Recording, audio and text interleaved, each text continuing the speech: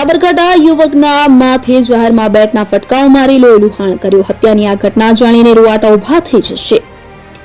સાબરકાંઠા જિલ્લામાં પ્રાંતિજ, હિંમતનગર અને ઈડર પોલીસ સ્ટેશનમાં 3 હત્યાના બનાવો સામે આવ્યા છે. ત્યારે 11 માર્ચની રાત્રે 9 વાગ્યાની આસપાસ હિંમતનગરના ભોલેશ્વર નવીન બ્રિજ ભોલેશ્વરમાં રહેતા પ્રેમ ભાટને 4 યુવકોએ ભેગા મળી ક્રિકેટ રમવાના બેટ વડે માર મારી ગંભીર જીવલેણ ઇજાઓ પહોંચાડી હતી. ત્યારબાદ લોહીલુહાણ હાલતમાં યુવકને પહેલા તો હિંમતનગર સિવિલ હોસ્પિટલ ખાતે અને વધુ સારવાર અર્થે હિંમતનગરની ખાનગી હોસ્પિટલ ખાતે ખસેડવામાં આવ્યો હતો કે જ્યાં સારવાર દરમિયાન યુવકનું મોત થતા બી ડિવિઝન પોલીસ મથકે પહેલા મારામારી અને બાદમાં હત્યાની કલમ ઉમેરી 4 શખ્સો વિરુદ્ધમાં પોલીસ ફરિયાદ નોંધવામાં આવી હતી. તો પોલીસે 4 આરોપીઓને કોર્ટમાં હાજર કર્યા હતા. તહેવારના ટાણે જ યુવકનું મોત થતા પરિવારમાં શોકનો માહોલ જોવા મળ્યો હતો. સમગ્ર શહેરમાં ચકચાર મચી ગયો હતો.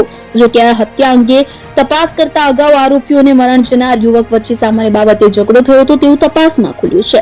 ઝઘડાની અદાવતમાં રાત્રિ દરમિયાન 4 યુવકોએ પ્રેમને માથાના ભાગે ક્રિકેટના બેટ વડે ગંભીર રીતે માર માર્યો હતો અને સારવાર દરમિયાન તેનું મોત થયું. નોંધનીય છે કે આ ઘટનાની જાણ થતાં જ પોલીસે 4 જેટલા આરોપીઓની અટકાયત કરી જેલના સળિયા પાછળ ધકેલી દીધા છે.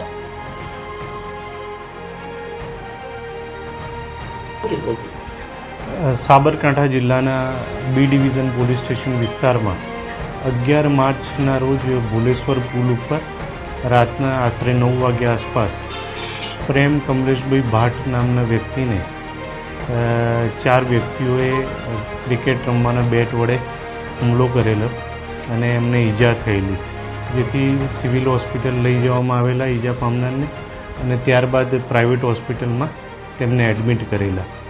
તે વખતે જરૂરી કાયદાકીય કાર્યવાહી કરી ગુનો દાખલ કરવામાં આવેલો. એ ફરિયાદમાં તપાસ દરમિયાન 4 વ્યક્તિઓના નામ મળી આવેલા. એ 4 વ્યક્તિઓને પોલીસે કાયદાકીય કાર્યવાહી કરી અટક કરેલા છે અને એમના રિમાન્ડ મેળવી આગળની કાર્યવાહી ચાલુ છે. શું બાબતે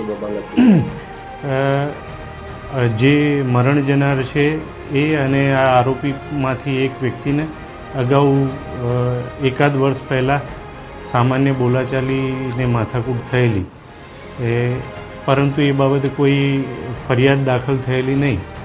અને આ જે બનાવ બન્યો ત્યારે આ લોકો બોક્સ ક્રિકેટ રમવા જતા હતા અને રસ્તામાં બંને પક્ષ મળી ગયેલા ત્યારે આ બનાવ બનેલો છે. ગુનામાં જે 4 વ્યક્તિઓ સંડોવાયેલા છે 4ની અટક થયેલી છે. ફરિયાદ અત્યારે હાલ મરણ ગયો છે એટલે ખૂનની કલમ હેઠળ ગુનો દાખલ થયો છે અને એમાં અટક કરવામાં આવી છે.